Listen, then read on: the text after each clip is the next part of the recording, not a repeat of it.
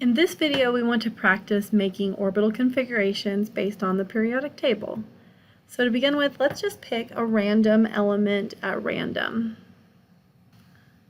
My first choice today is going to be that of silicon, Si, silicon.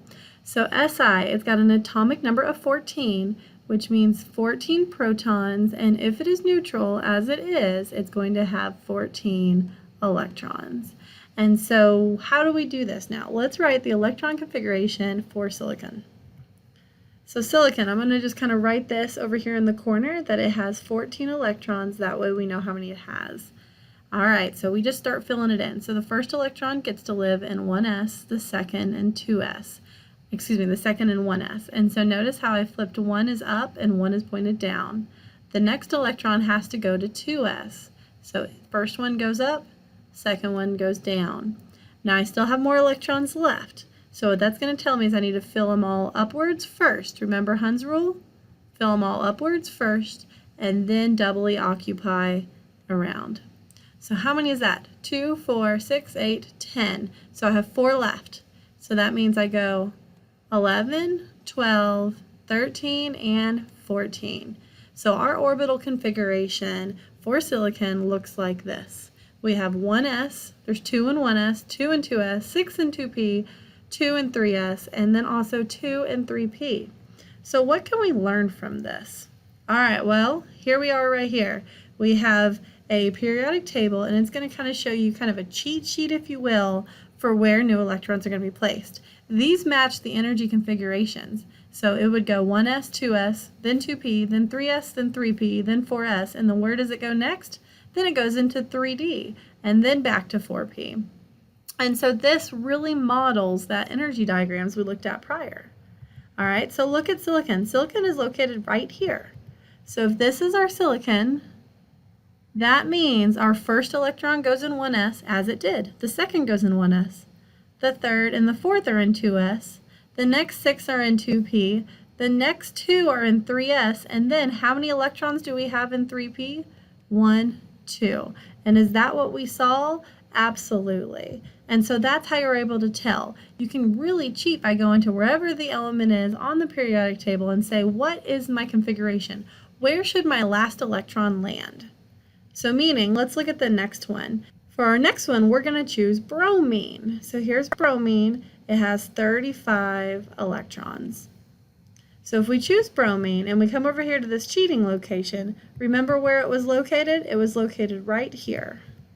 So right here. This is bromine, which means the last electron should be in the 4p. It should have 2 in 1s, 2 in 2s, 6 in 2p, 2 in 3s, 6 in 3p, then it should have 2 in 4s, 10 in 3d, and then 1, 2, 3, 4, 5 here in the 4p.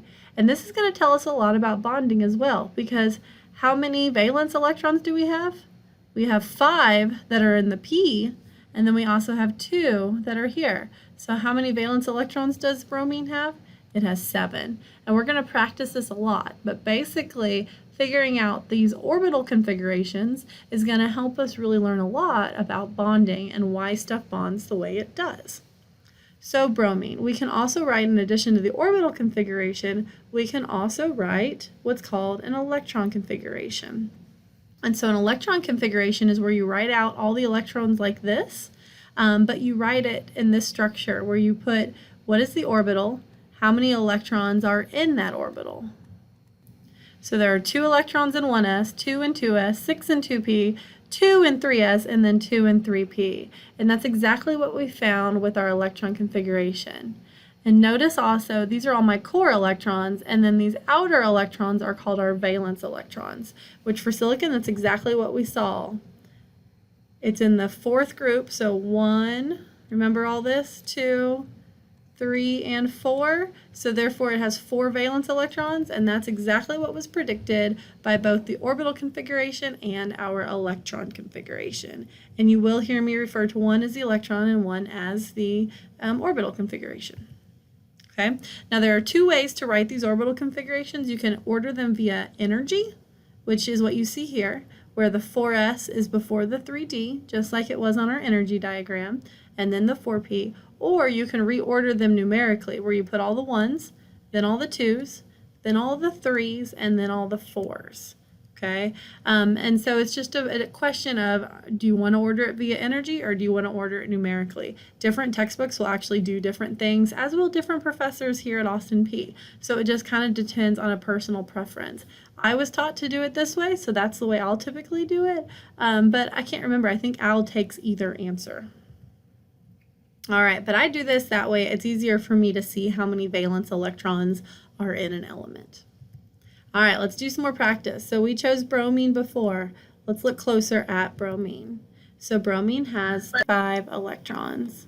What is its electron configuration? Let's fill it in. 1, 2, 3, 4, 5, 6, 7, 8, 9, 10. And notice I had to fill all of them in first with 1 and then come back and fill them in. Okay, so that was 10, 11, 12, 13, 14, 15, 16, 17, 18, 19, 20. I feel like I'm back in kindergarten working on counting with you guys. So that was 2, 4, 6, 8, 10, 12, 14, 16, 18, 20, 21, 22, 23, 24, 25, 26, 27, 28, 29, 30, 31, 32, 33, 34, and 35. And is that what I predicted? It sure was. Okay, I predicted that I would end up in 4p. What if I want to write my electron configuration? 1s2, 2s2, 2p6, 3s2, 3p6. And if I want to do it numerically, it'd be 3d10 followed by 4s2, 4p, and then 5. And this here are my valence electrons. So I have 7 valence electrons. Let's do another couple for practice. Next, let's do neon. So neon is right here. So I would predict that it would have 8 valence electrons, right? Because it's in the 8th group, which is our very stable noble metals. And I would also predict that would be 1s, 2s, and then 2p. So I'm going to predict that I'm going to have a fully filled 2p. Let's see if I'm correct. Neon has how many electrons? 10, unless it's an ion. 1, 2, 3, 4, 5, 6, 7, 8, 9, and 10. And so I end up with 10 electrons. And is that correct for neon? Absolutely. 1s2, 2s2, 2p6. It has a fully filled shell, which is what we expected. 2p is completely filled with 6.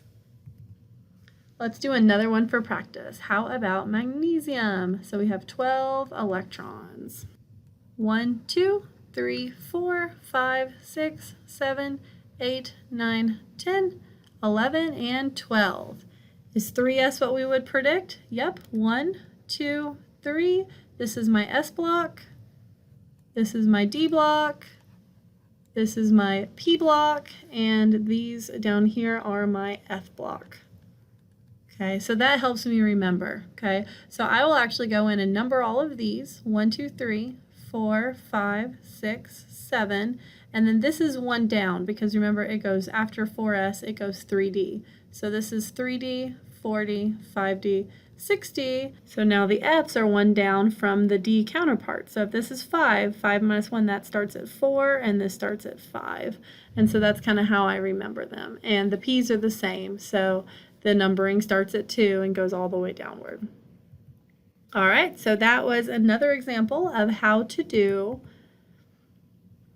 All right, so that is another example of the orbital configuration. And if we write this as electron configuration, it would be 1s2, 2s2, 2p6, and 3s2.